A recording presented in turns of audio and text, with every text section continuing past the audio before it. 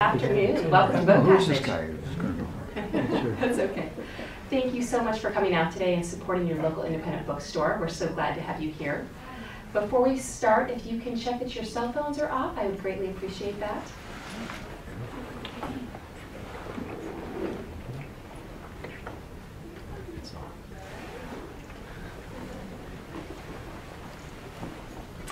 My name is Monica Golden, and I am your host for this afternoon's event. Book Passage is pleased to welcome author David Watts and his thriller, The Lucifer Connection. Set in the summer of love, The Lucifer Connection follows Dr. Jack Barnstone's quest to find the answers that will save his life. He dives into the hippie culture, trying to uncover the evil happenings of a satanic church. David is a contributing editor to the poetry anthology Tell Me Again, and has also authored 7 poetry books and several short story collections. Please help me give a warm welcome to author David Watts.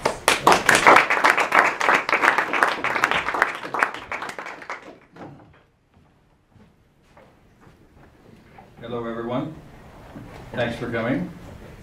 We're competing with Bumgardner pitching today, so I thought, well, great to see you.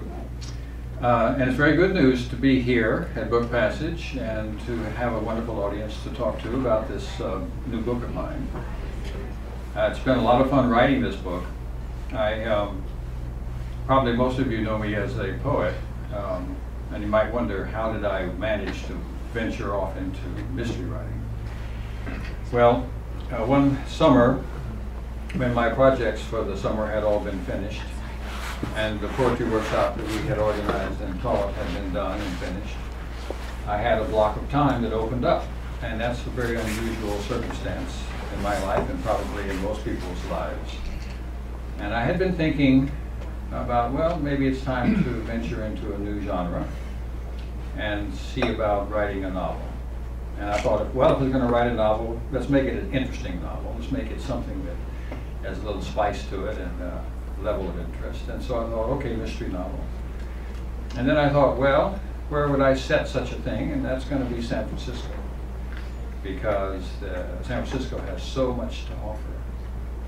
And I thought, well, I got to create some interesting characters. And so I started thinking about that. And the first thing you know, I was off and writing. Now, the first time that I wrote a manuscript of this thing, I wasn't assuming that it was going to be a finished piece once that I got through the first draft. And it's a good thing that that was so.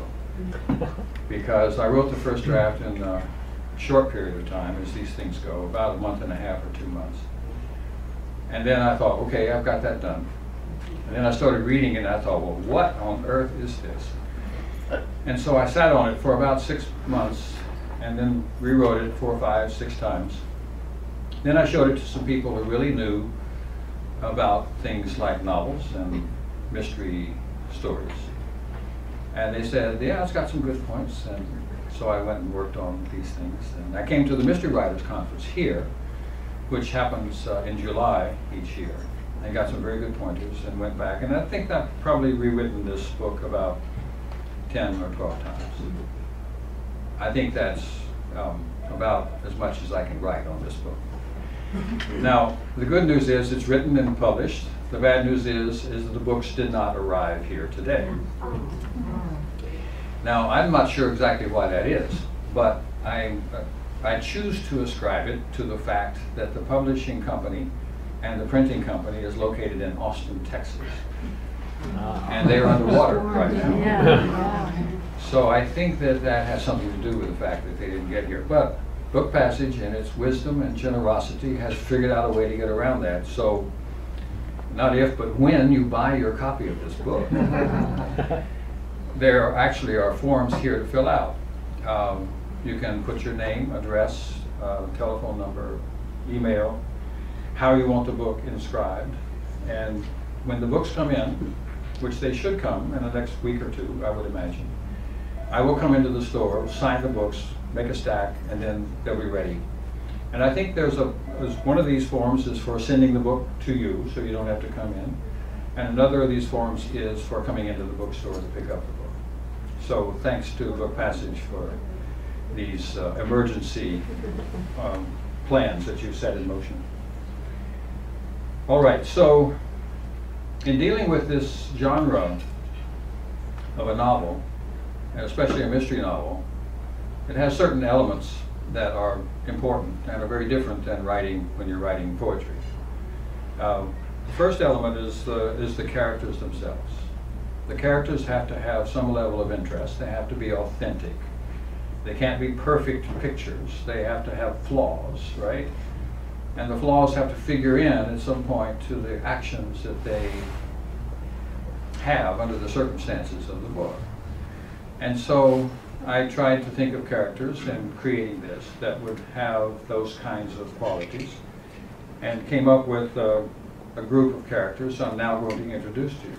Now, with being that this is a mystery novel, I'm not going to read the whole thing. You'll be glad to know that. And being that it has some secrets in it, I will also not reveal those. But I will tempt you.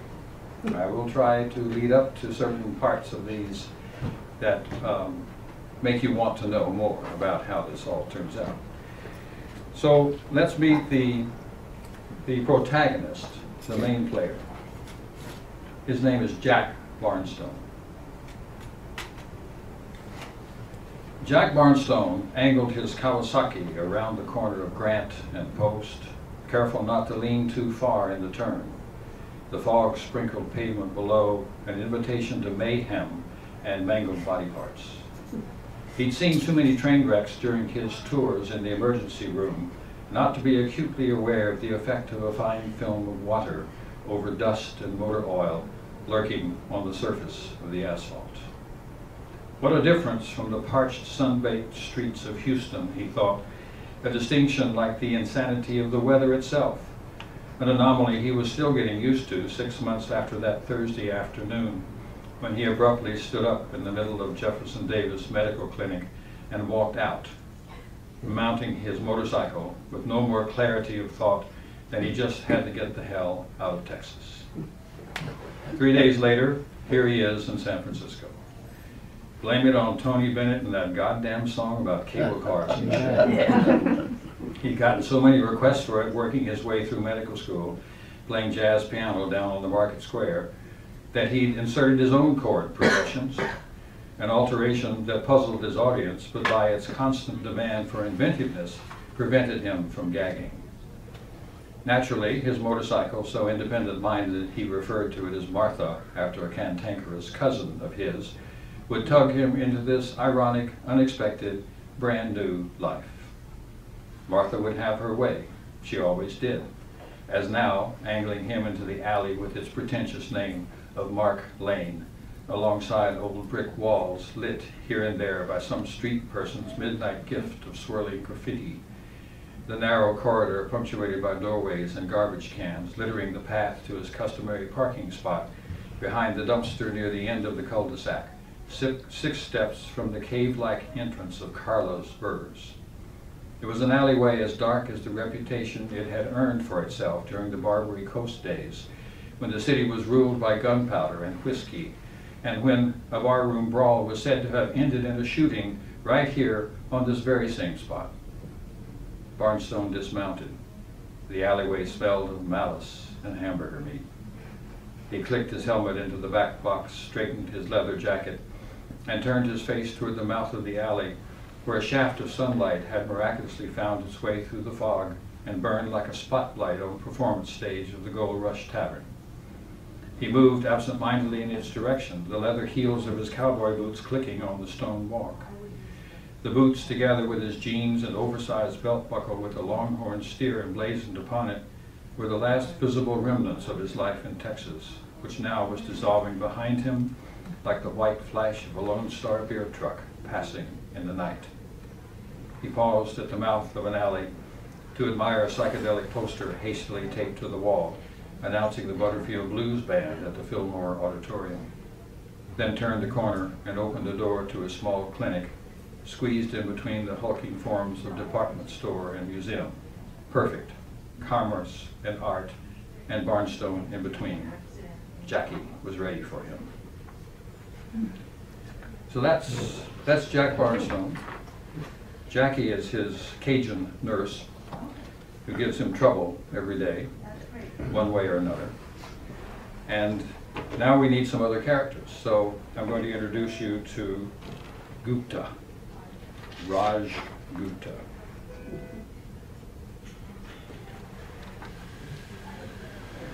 Raj Gupta stood before the mirror combing his hair.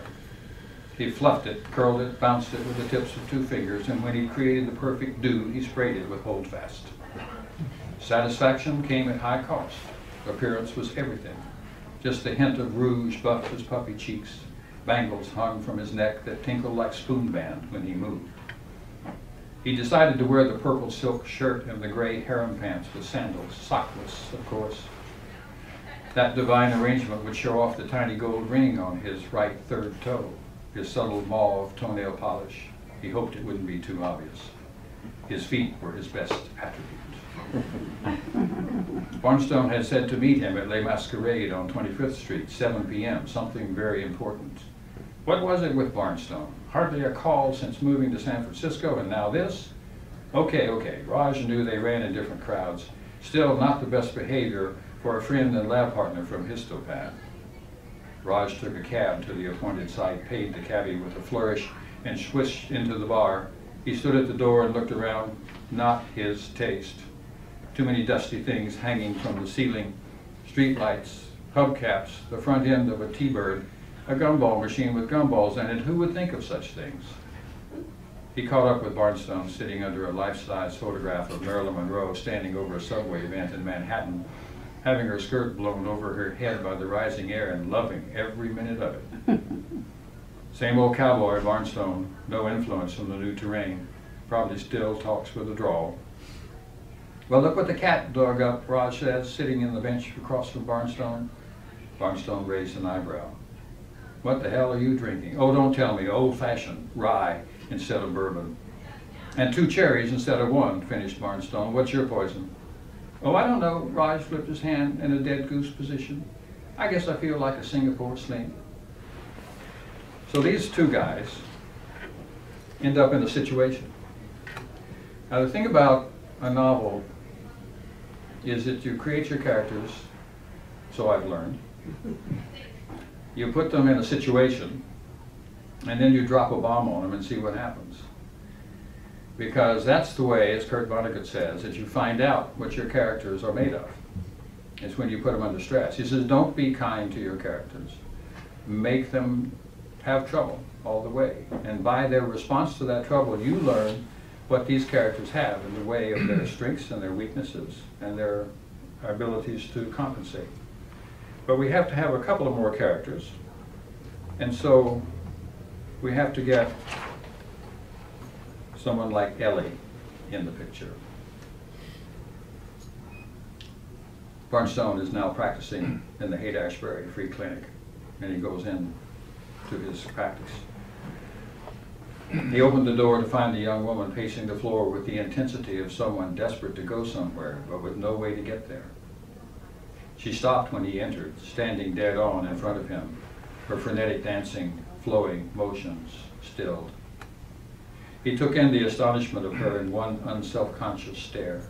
Bare feet, toe rings, anklet made of some kind of colorful, dangly, raffia-like braid, tie-dyed sundress clinging to the narrow slip of her broadest, finely toned body, hair straight as corn silk halfway down her back, headband made of 2 strips of leather, looping 3 Chinese coins across her forehead. A light blue heart was painted on her cheek. I'm not very good, she said. LSD or Coke, he said. It was dark. Somebody slipped me something. It feels like LSD, she shivered and sighed, only worse. Then she began pacing once again. Seeing things, scary things. The baddies this time, can't keep them out of the room, and they want to take me down with them. She fought back her tears. Please. Barnstone was possessed with a sudden urge to take her in his arms. You bet, he said, stepping back a little. I'll be right back. So you see what that sets up. And now we have to deal with that on top of all this other thing. So here we have a situation of 3 main characters, right? The protagonist and 2 other people who get involved. Then we have the situation of San Francisco with all of its attractiveness. We have the time. The time is the summer of love, when the Haight-Ashbury was running at its highest peak. And then we have to put them under stress. And so that's what we do in a murder mystery, is we drop the murder right into the middle of it. But this murder is a little bit unusual. That noise is interfering with his in the voice. fact that it is disguised. The noise of whatever was just turned on. Oh, the air conditioning, yeah. And that's part of the problem, because that's how Barnstone gets caught up in this. He has no intention of becoming a sleuth. He has no intention of being involved with a murder. He has no intention of answering questions to the San Francisco Police Department.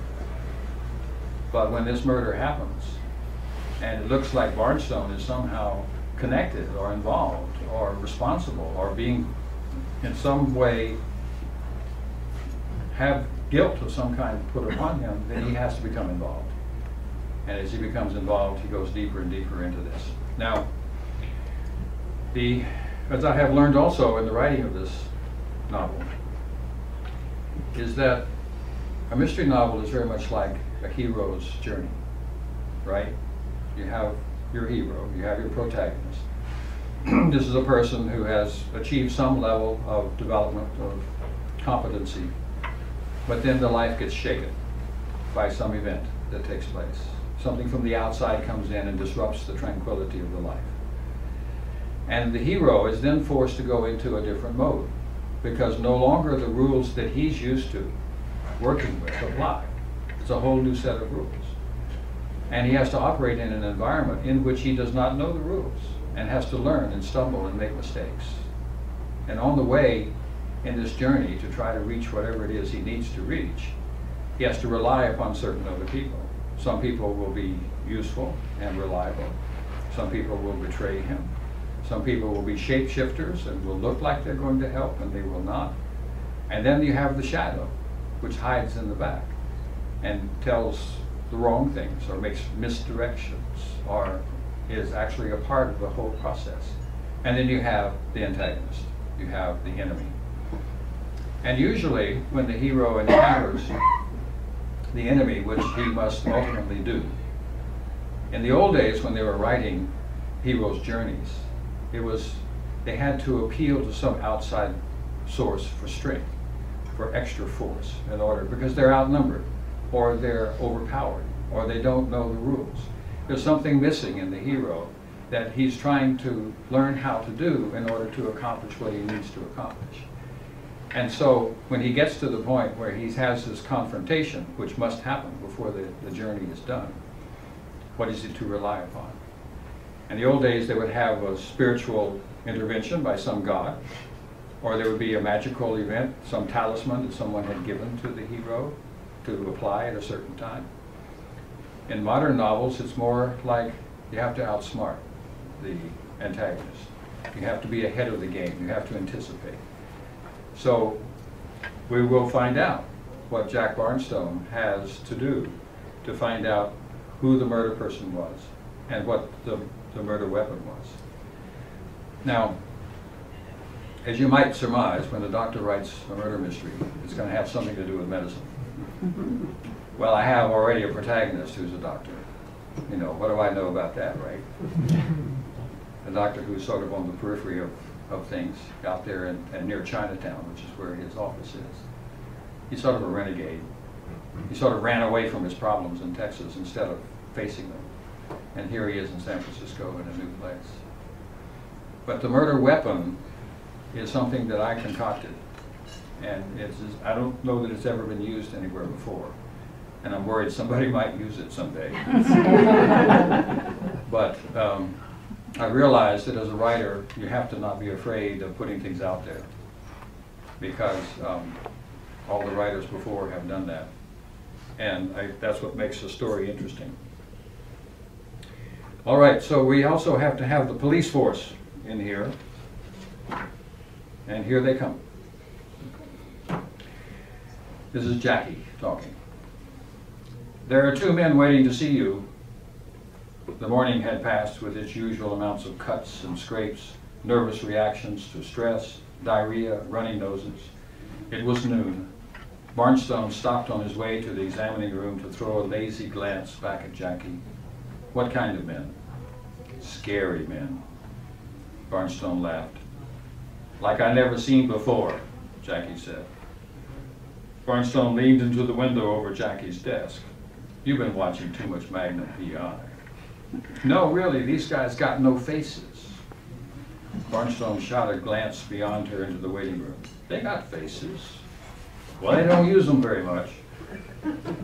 Barnstone looked back at Jackie. He felt a little curl twisting in the corner of his mouth.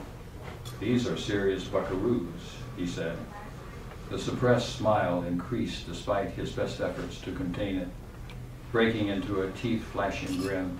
That's because they come from the Bureau of the Control of Feisty Receptionists, here to haul you away, away, away. Jackie sneered. Kicking and screaming, Barnstone added. Go on, Dr. Booth. Shoo. With butterfly nets, he said over his shoulder. So he goes to his office and sits down because he didn't want to face these guys right away. And then he comes out and he talks to them. The two men flashed their badges. The taller one spoke. I'm Lieutenant Callahan, San Francisco Police. This is Sergeant Rogers. My study is down the hall, said Barnstone. Actually, we're going to need you to come downtown. The tall one looked over at Jackie. He spoke as much to her as to Barnstone. You'll need to cancel your afternoon clinic. What's this all about, Lieutenant? Callahan eyed Barnstone with not a hint of emotion in his serenely rigid face. There was a death outside your office this morning. So you see, here we go. All right, so we have characters, we have location, we have time, we have a murder, and then the question comes, is this a murder mystery or is this a thriller? What's the difference? Anybody know? In a thriller, you know who the villain is. And the thrill is the villain is working and you're seeing the villain working. And you don't know how the person who's the protagonist is going to protect himself or herself from this villain. And that's part of the tension. In a murder mystery, you don't know who the villain is. But things are happening and you try to synthesize them and put it together. So what is this? It's fundamentally a murder mystery, but it has some elements of the thriller in it. Because we do see some of the activities that are going on. We just don't know exactly who's doing it.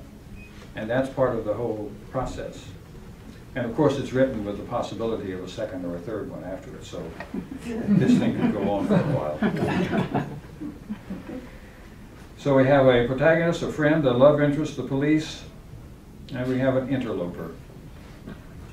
And we have a body, and we have a victim, and we have the Haight-Ashbury. You want to hear a little bit about the Haight-Ashbury? Yeah. I was here in 1967. I was an intern up at UCSF, which meant I didn't get down to the Haight-Ashbury very often, I have to say. But I did love to walk through it, so I do have some memories of the Haight-Ashbury. How many of you were around and watched the Haight-Ashbury a little bit? Yeah. So you'll be my reality checks. Wednesday, Barnstone headed in the direction of the Haight-Ashbury Free Clinic, where he would minister to the ravaged and the drugged, the scraped and the worried, the itchy consequences of penis dipping, and those that result from being dipped. Lots of penicillin and sulfur would pass through his fingers on the way to correct the logical conclusions of free love and nickel beer. Something about the culture of the Haight-Ashbury attracted him. He let the color and energy of that island of insanity rain down on him as he made his little loop around Page Street to Stanton, past the stone gates into Golden Gate Park, and then up the gentle rise of Haight Street, where meeting him was the heart of hippie culture. He passed the Idaho coffee shop, the tattoo parlor, the paint-in drawings along the sides of buildings, street signs and fire hydrants splashing everything with a psychedelic perplexity of color. He parked his bike and was met by two young women who gave him a hug and then passed on down the street. The clinic was housed just off the corner of Ashbury and Haight Street, someone's homestead, turned into examining rooms and waiting areas for the homeless and the dispossessed, the idealists on their way to a new and better world, sidetracked by a sore throat or a brand new case of the clap. Barnstone felt a strange kinship to these folks, the revolutionaries, the wild-eyed keepers of social consciousness. Why was that? He looked up Ashbury to the top of Twin Peaks, then down to the clinic door. He hated to admit it, but it's probably the everlasting influence of his do-good mother who dragged the family around every Christmas day to work in soup kitchens. Give something back, she always said. He walked up the stairs to the door. Give something back, he said. And then I have another little piece of Haight-Ashbury over here. Barnstone's looking for somebody at this point. This is a little later in the novel. Things have stepped up a bit. Barnstone gets in danger. His friends are becoming in the range of danger, and now he's looking for somebody. He decided to walk the 6 blocks. He needed the exercise, and he could look for this renegade along the way. As he moved on Haight, a narrow column of geography, looking partly like old Calcutta with its beads, paisley prints, and bare feet adorned with tinkling anklet bells, partly a new innovation with people selling copies of the Oracle, printed in rainbow colors, and partly a circus taking residence in the middle of the street. A man with a beard and leather headband was passing out flyers announcing a digger feed that evening in the Panhandle of the Golden Gate Park for anyone needing food. A husband and wife evangelist team was haranguing the crowds to return to Jesus. A dealer was calling acid, speed, lids. A random hippie chick gave Barnstone a hug. We're celebrating peace and love, she said, then floated by. He passed Robert's Hardware, the Jeffrey Haight, the crash pad for wandering hippies. A girl in dreadlocks handed him a flyer announcing a reading from the I Ching, sponsored by the communication company. At the corner of Belvedere and Haight, the San Francisco Mime Troupe was performing the entire repertoire of Shakespeare plays, all in 15 minutes. Some stopped to watch, some passed on by with sidelong glances, some went in for conga dancing to the drummers in the middle of the street. Automobiles and buses stopped, then crept forward. This little picture of the Haight-Ashbury at that time. So another element of this novel is that it dives into several different cultures. You have the medical culture, you have the police force culture, you have Haight-Ashbury culture, and then we end up with a satanic church, just to make it complete. Yeah. Remember the satanic churches here? Yeah. How they painted their buildings all black. And they had fires inside. And they had naked dancing. And they had all sorts of crazy, wild things. They had leopards and lions and things like that. I actually treated the leader of the satanic church as a patient one time. That was quite an experience, I have to say. That was before he founded the satanic church. He was into ghost finding at that point. I will linger no longer on that subject. So we have all sorts of different cultures that we are diving into as well. So what have we got? We have characters, we have a victim, we have a body, we have the setting, we have to have a villain, we have a murder weapon. Now we need a cover for the book. I designed that cover because I wanted to have a cover that had an image on it that I thought might be something that would be memorable. People would see that image and then they would remember it. Whether that works or not, we shall see.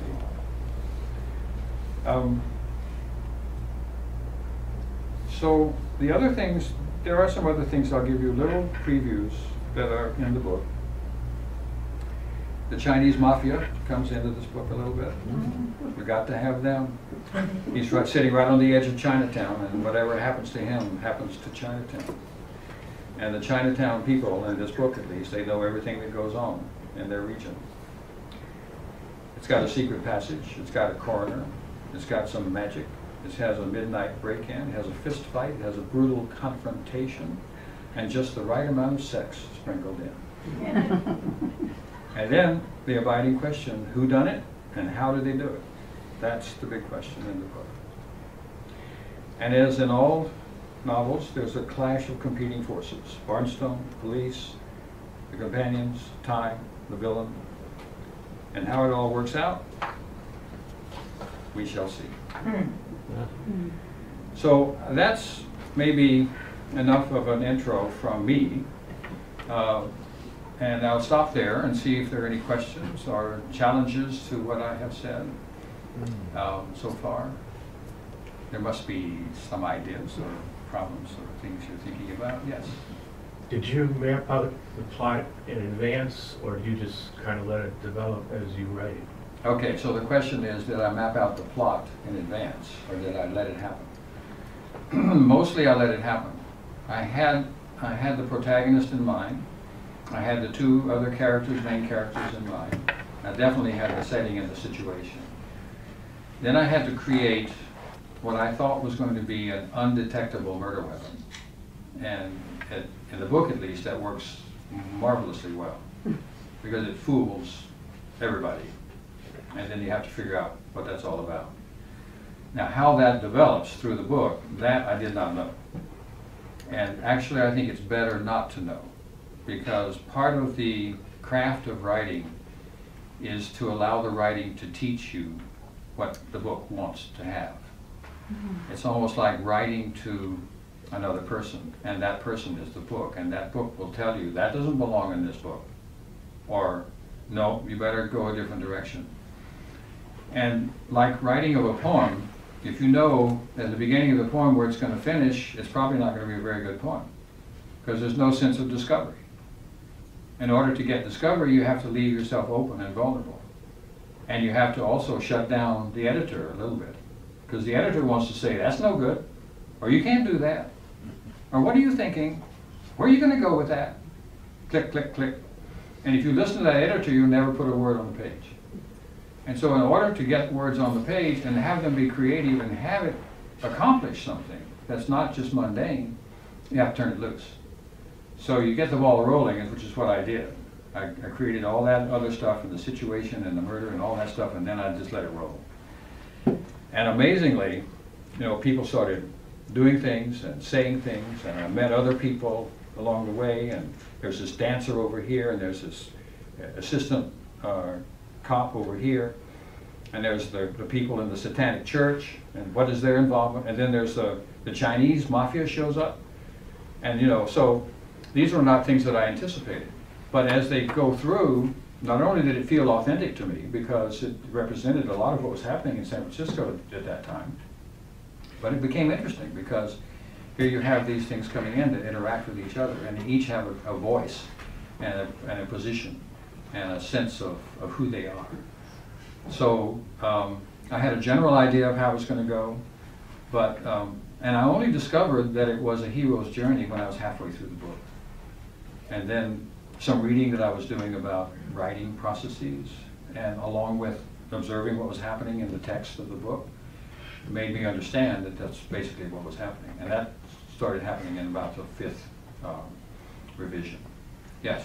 Do you read mysteries? And if so, are there some writers that have inspired you? See, I was afraid of that question. Yeah, sorry. I'll take it back. No, but I do read mysteries, and I read No Thin Man. I read all the classics. I read Agatha Christie. I read a number of them in preparation for doing this, because I felt like that I couldn't wear the badge of a mystery writer if I didn't know a little bit about the mystery literature. So I sampled as much as I could. And I probably am not knowledgeable enough to start making recommendations, but you know, Dashiell Hammett, you can't go wrong with him. He's very, very excellent when it comes to this. What else? Yes?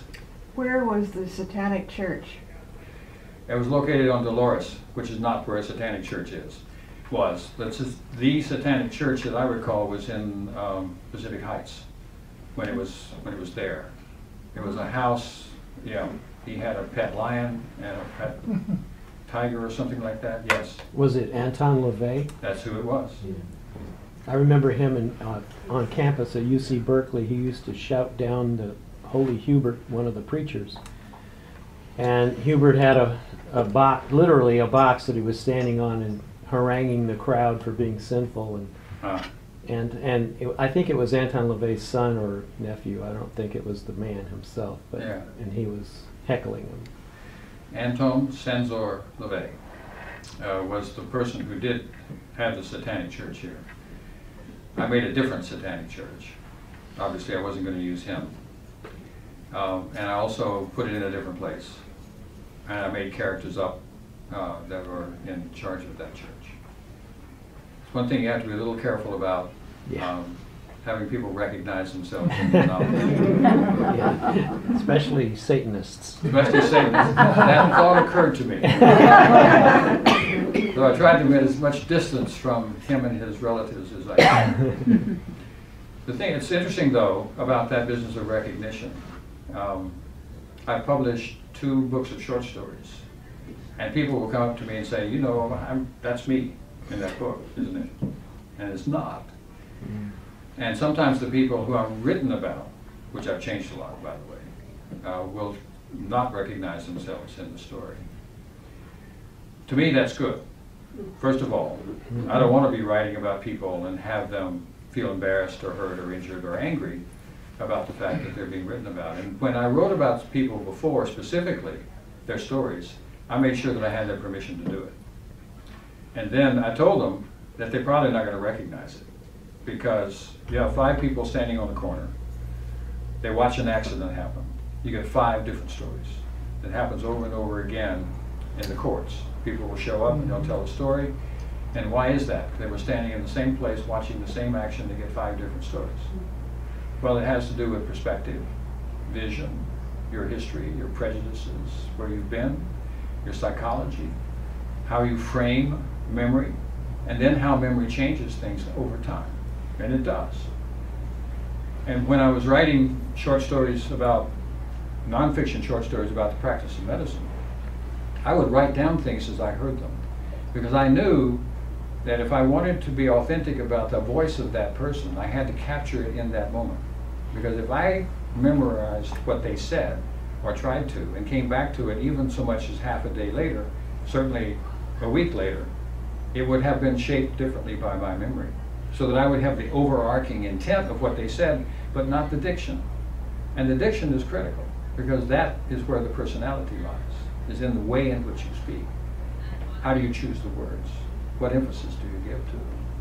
Those are all critical pieces about how personality is expressed in the way you speak.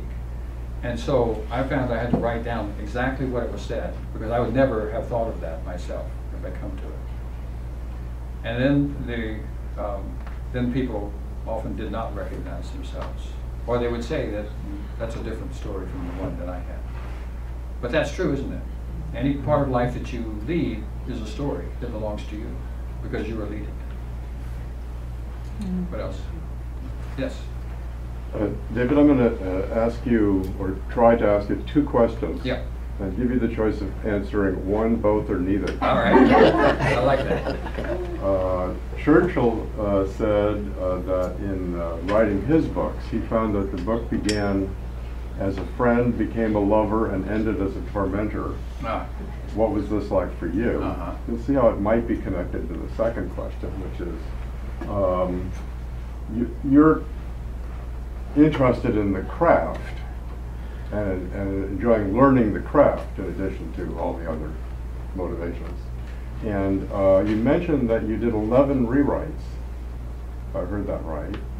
Yeah. And so after you had the basic novel, so what was the craft in those rewrites? And Uh-huh. did you go through those phases? All right, so we'll do the Churchill quote first. Okay. I would say it's a lover, stayed a lover. I still like it a lot. I think it's one of those relationships that gets better over time.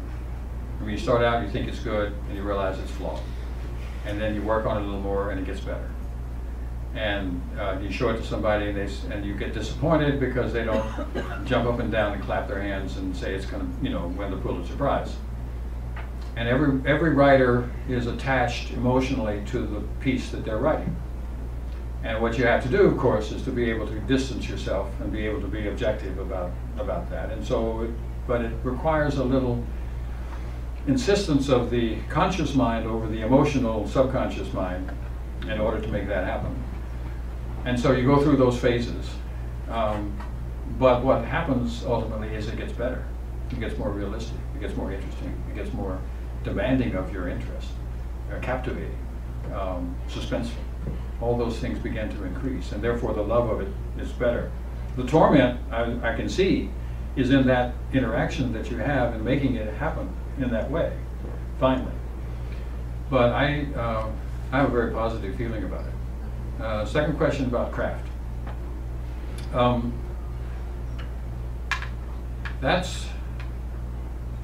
I think that's a learning process that goes on without end. And we're lucky that people have spent time thinking about it. David Corbett, who's a mystery writer, who runs or partly runs this conference here, and will be here this July, has a book out when he talks about writing a mystery novel. And I read it.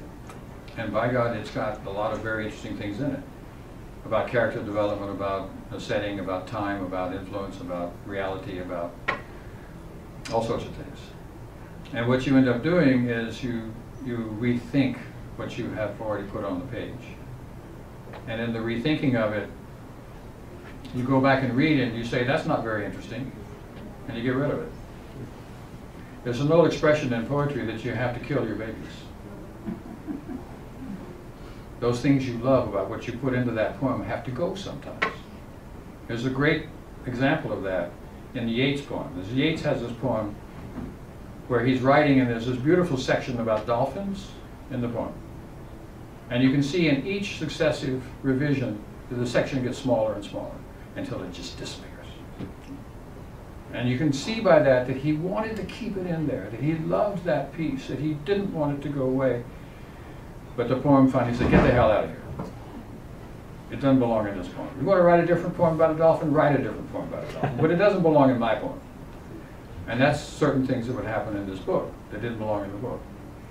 Things I might have wanted. You see, that's the difference between the intent in the process and the spontaneous aspect of the creative event, which is very different.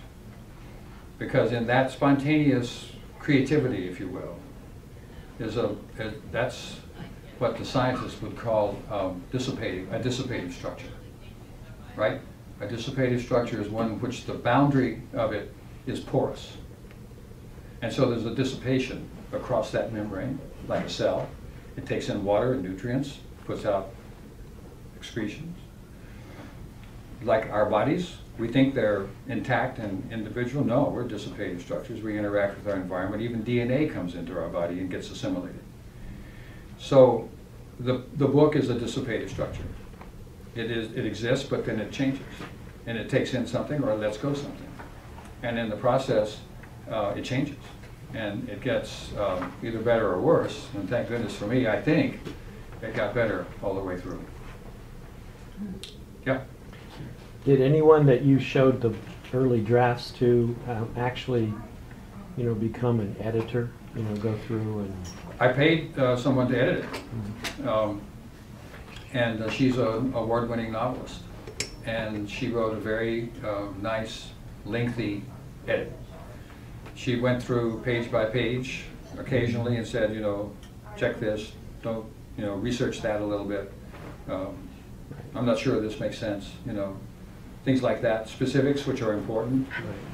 But then she gave a summary at the end of an overview of sort of a philosophical approach to the book, which was very helpful. And that happened at a relatively early stage in the rewrites. Mm-hmm. And then I got beyond that. I got to a point where I had incorporated, I thought, what I needed to from that. Right. And then it became more my personal journey with it, to mold it and change it until it's got to its final form. Yeah.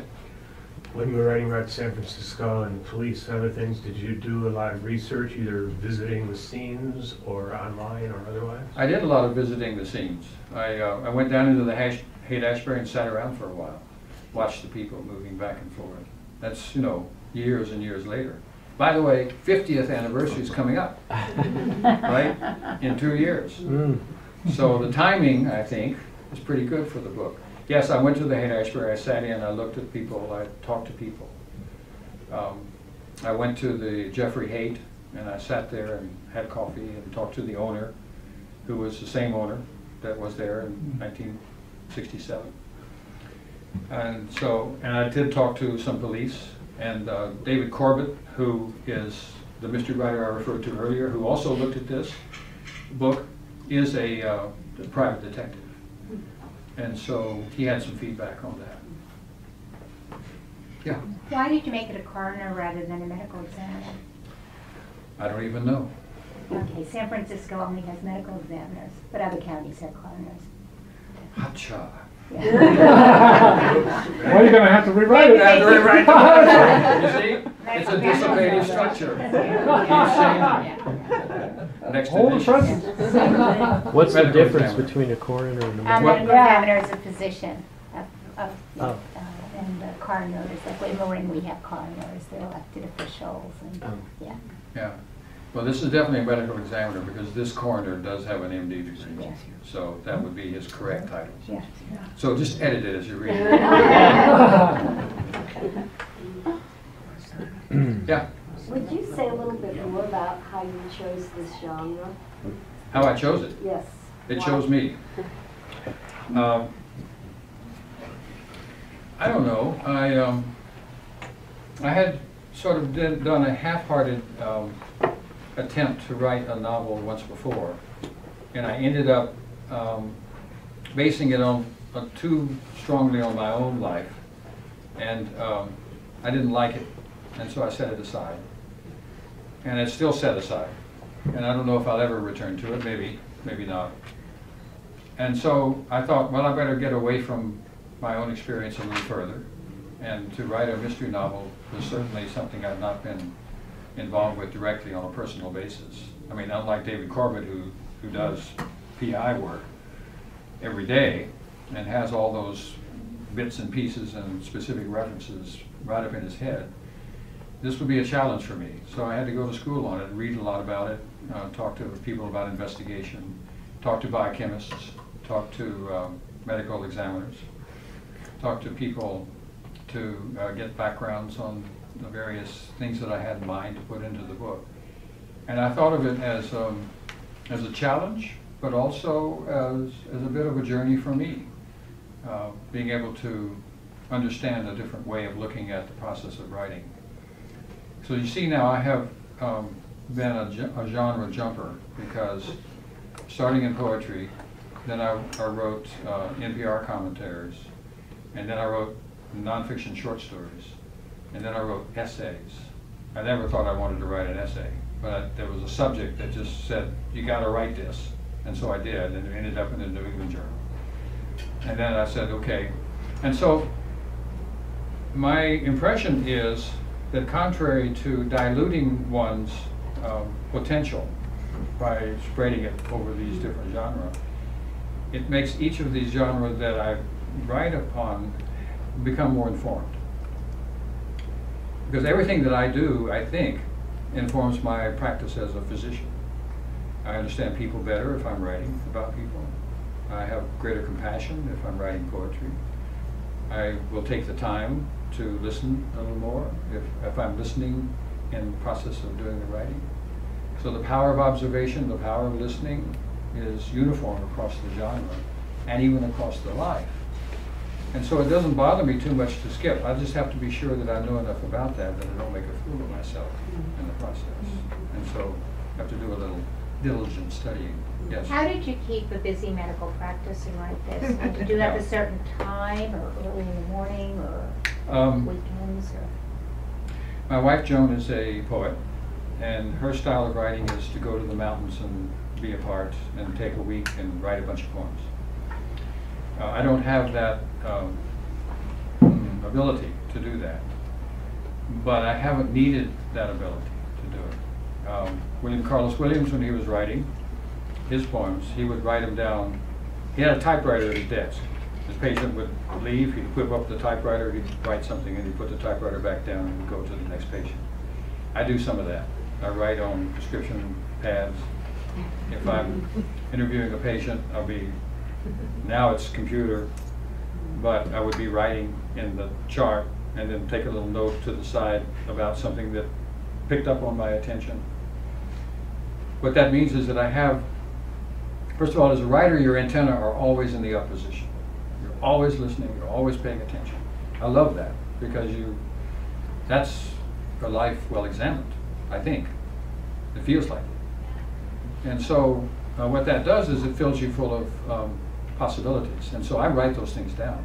And then late at night, I'll end up writing, and sometimes I'll write and not know what the time is at all.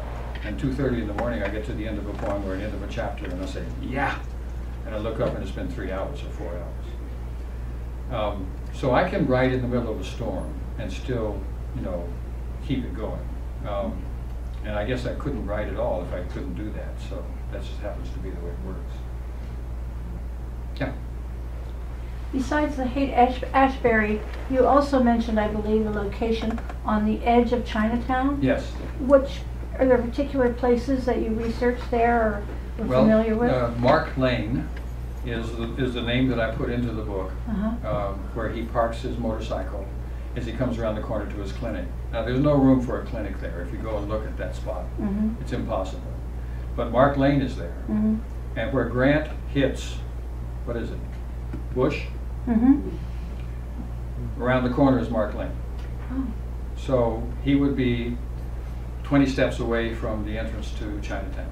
And that's right near Notre Dame de Victoire. That's right near The Notre school Dame where de your kids Victoire. went, yeah. Absolutely. So I know that territory. Yes, oh, okay. See, my daughters went there and she taught them. Yeah. That's interesting.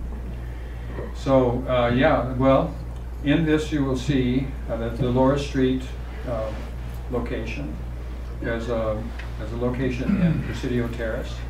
There's a location, of course, in Haight-Ashbury. There's a location in Chinatown. There's a location out at Ocean Beach, Sutro Heights. And then there's Upper Terrace, where he lives. So those are the heavy locations in the book.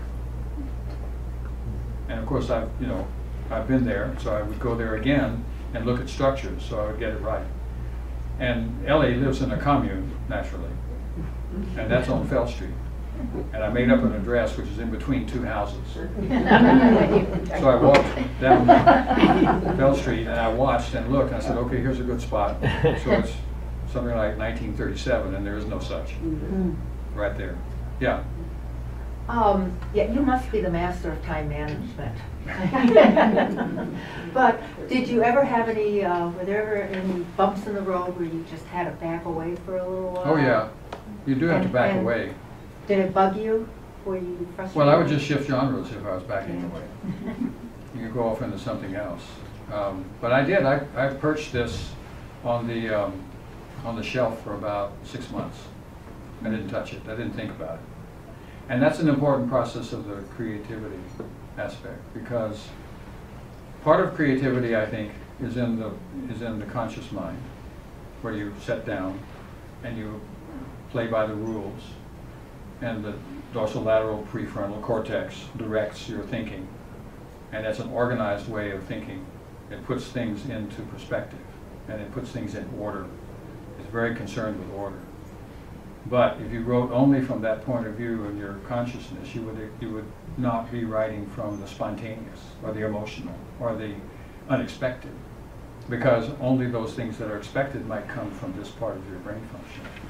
And so by setting it on the shelf, you're not thinking about it. But your unconscious mind is. And the unconscious mind, first of all, it's much larger than the conscious mind, and it's faster by 100-fold. And it's going all the time.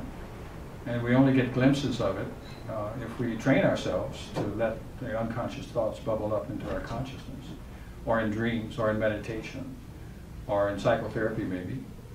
But that's what you want to do, I think, is to meld the conscious and the unconscious mind, and then you have the power of both consciousnesses when you're writing. and you have the emotional current, and you have the intellectual current. And you try to find some way in which those two can come together. So what was the time, and I came in a little late, but what was the time sequence from the Beginning of the writing? till you got it published? Well, And put it on the shelf for I've 6 kind of months? lost track of a whole year, so I think it was either 3 or 4 years ago in August. I think it's 4. 4 years ago in August, I sat down and wrote the first draft. And then I tinkered with it for a while. And I showed it, and then I put it away. Then I came to the mystery conference. And then I tinkered a little bit right after that, then I put it away. And then I came to the mystery conference again. And I tinkered more at that point. And then I started showing it. I sent ideas to a bunch of agents, and they all had reasons not even to respond. And so I finally found someone who was interested, and it's someone who I should say is also interested in making it into a movie if it goes well. So buy books so you can see it on the screen. Is there any little poetry parts in it? There's poetic language here and there, but you have to be careful because you don't want to deluge people with too much frills what you want in a novel, I think, is precision. I mean, Hemingway, if you read Hemingway, it's bang, bang, bang. Or Steinbeck, they don't mess around with a lot of flowery languages. And poetry is not necessarily flowery either, and it's a misconception about poetry. Poetry is accurate, it is precise, and it's concise. And so that, yes, that influence is definitely in the novel. Well, thank you. You've been a great audience.